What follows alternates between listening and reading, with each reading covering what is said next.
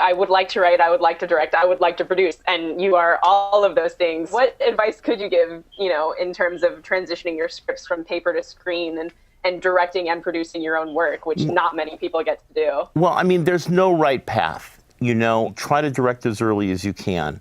There are people who may read a great script and say, oh my God, we're dying to make this, but you can't direct it. First, the world needs more women directors. That's for starters. Hear, hear. Yeah, totally right.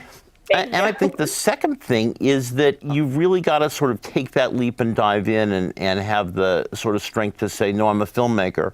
I wrote this to realize the whole film, and try to stick to those guns, as much as you possibly can, because I don't really believe in this idea of being something on the way to being something else. You should just be who you want to be at the moment, at the outset, And I think that if I could give any little piece of practical advice, I think it would be that. So there's no easy formula, you mean, to be able to do it all and to produce and to write and to direct? I mean, she's already doing it, right? I mean, you're at Tisch, you're studying film, you're writing screenplays, you want to be a director. I mean, I can't give much more advice than, the path you've already taken, except to, try to cling to that and start shooting as early as you can. If you buy the Malcolm Gladwell concept of 10,000 hours, it's very hard to get 10,000 hours directing. I don't have mine yet, And so it really, the more that you can get out there and shoot and be a director now,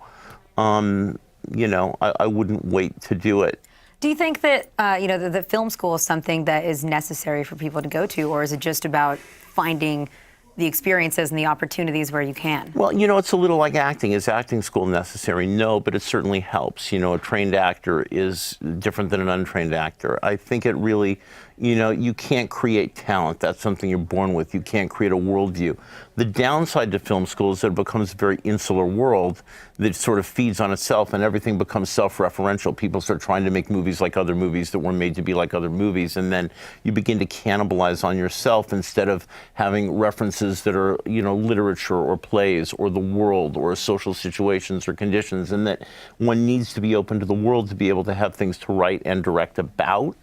And that's the downside of film school, is it becomes kind of insular and cannibalistic in a way. The upside to it is that you get to make movies, and you're around a world, and you learn your craft, and you can dive in and get your hands dirty and spend time in an editing room, which is essential to direct, So I think if you use it wisely, it's a great thing. I think that if you don't, there's problems.